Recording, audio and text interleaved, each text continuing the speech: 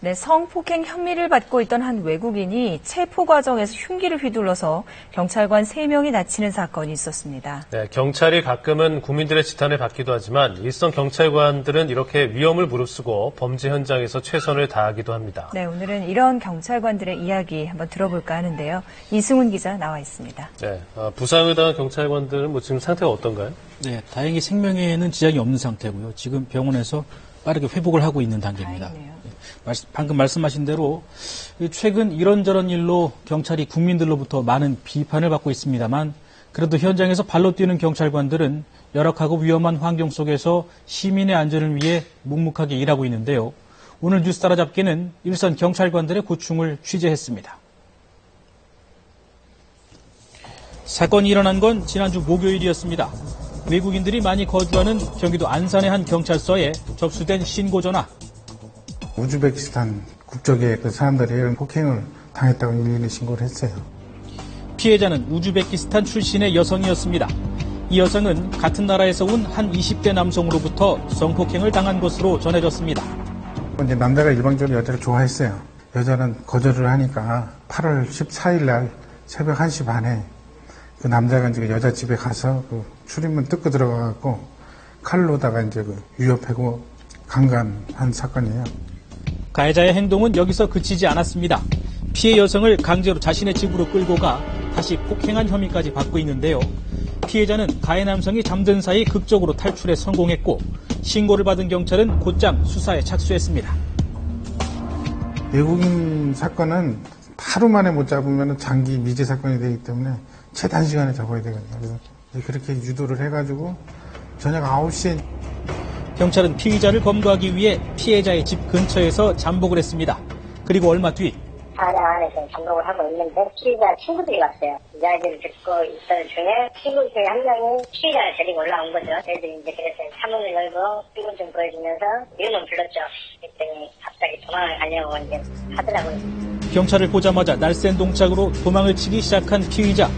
하지만 잠복하던 다른 경찰관들이 길 양쪽에서 나타나 달아나던 피의자를 막아섭니다. 그리고 수갑을 채우려던 찰나 주머니에 칼을 가지던 걸 꺼내가지고 막 휘두른 거예요. 그때는 10명이 달려들었어도 칼 다 맞았을 거예요 아마. 막 휘두르니까 순식간에 날아든 흉기.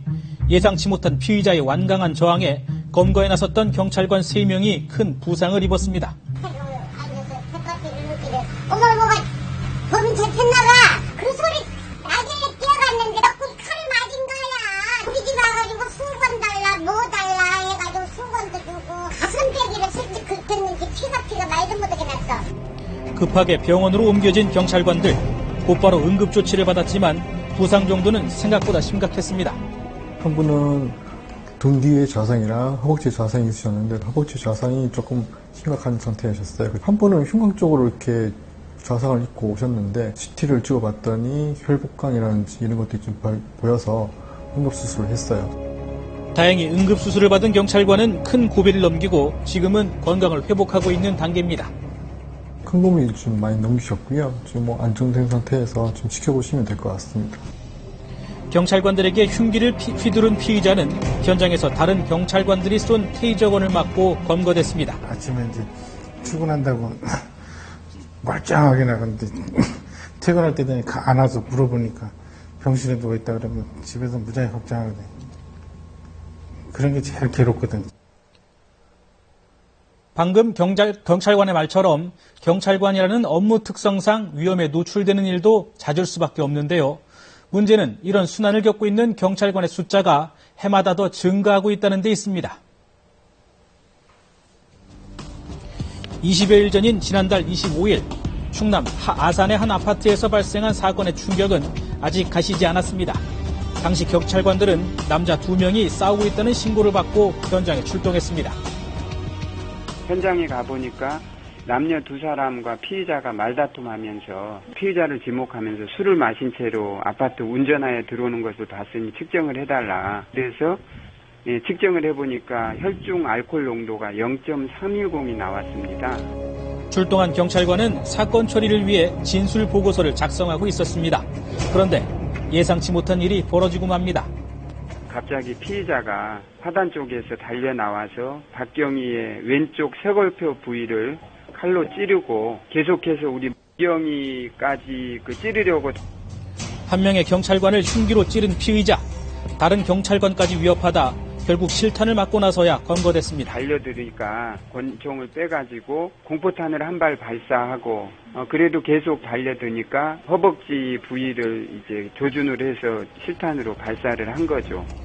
피습을 당한 박모경이는 곧바로 병원에 구송됐지만 안타깝게도 숨을 거두고 말았습니다. 경찰 업무의 특수성상 늘 위험한 상황에 놓여지게 됩니다. 흉기를 소지하고 있을 가능성이 높은 그 범인을 제압을 해야 되고 또 타인의 안전도 보호해야 되고요. 경찰의 순환 사례는 어렵지 않게 찾아볼 수 있습니다. 많지 않은 고위공직자가 출동한 경찰관에게 폭력을 휘두른 혐의로 입건되는가 하면 현장에 출동한 경찰관을 폭행한 것도 모자라 순찰차와 파출소의 기물까지 부수며 공권력을 짓밟은 폭력배들이 검거되기도 했습니다.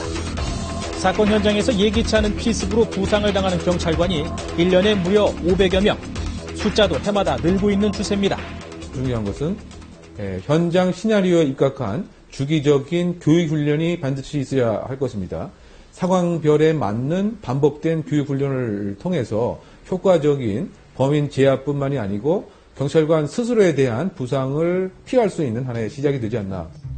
현장에서는 경찰관 공격에 대한 처벌을 더 강화해야 한다는 요구도 거세지고 있습니다.